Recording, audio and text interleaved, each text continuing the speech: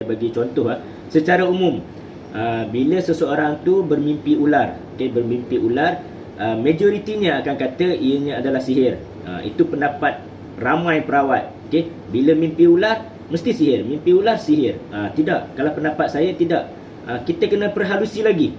Mimpi ular. Ular tadi tu dia kejar ke, dia belit ke, dia patuk ke.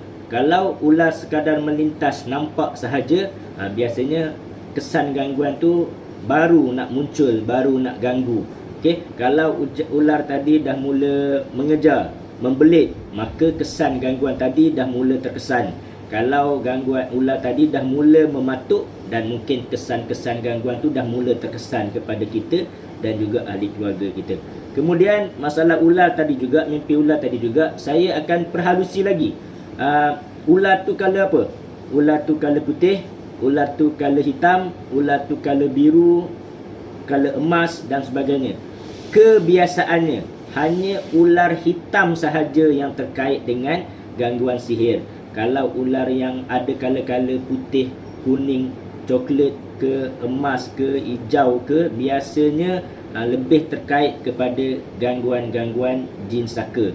Ini pengalaman saya. Mungkin pengalaman Ustaz Sinar berbeza ataupun pengalaman Ustaz Aidil berbeza. Dan kebanyakan kes pesakit tu kata dia ada tengok banyak jenis ular. Ular hitam ada, ular putih ada.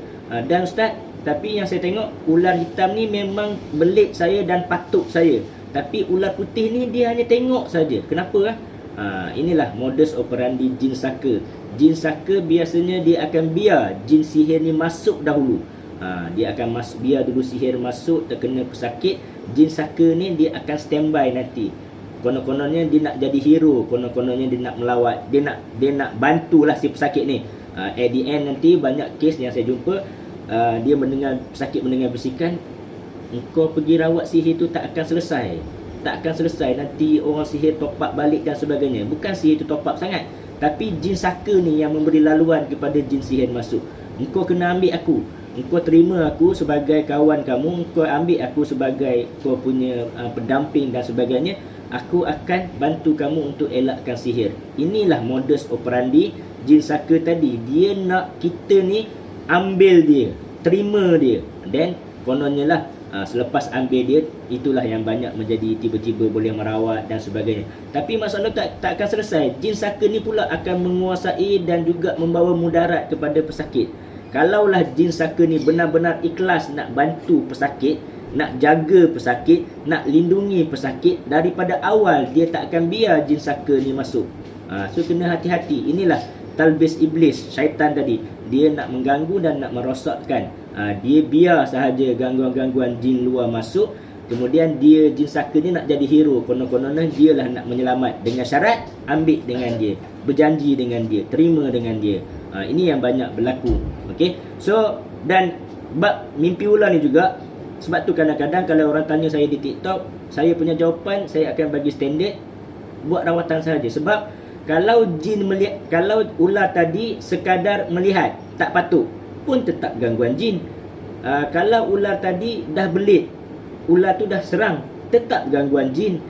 Ular tu patuk, lebih teruk lagi kesan gangguan jin. So, adakah bermaksud kalau kita nampak ular tu tak patuk, kita nak, biarlah dulu, jangan buat rawatan lagi? Nak tunggu ular tu patuk baru nak buat rawatan ke?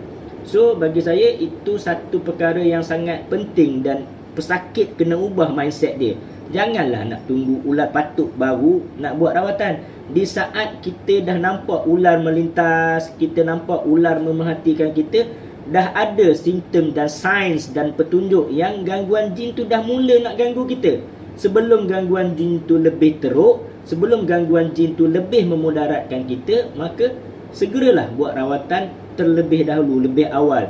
Jangan sampai tunggu ular tadi dah patuk, dah belit, sehingga dah semakin sukar untuk dirawat. Ingat, bila kes-kes ular yang dah mula patuk ni, biasanya semakin sukar nak dirawat berbanding dengan simptom awal. Nampak sahaja, melintas sahaja. So, nasihat saya, bila dah mimpi ular, tak kiralah ular tu kena bunuh ke, ular tu orang lain bunuh ke, ular tu pandang ke, ular tu belit ke, kejar ke, patuk ke, Asalkan mimpi ular dah ada gangguan jin, rawat dan pulihkan sebelum menjadi lebih mudarat. Okey, ini jawapan saya secara umum lah.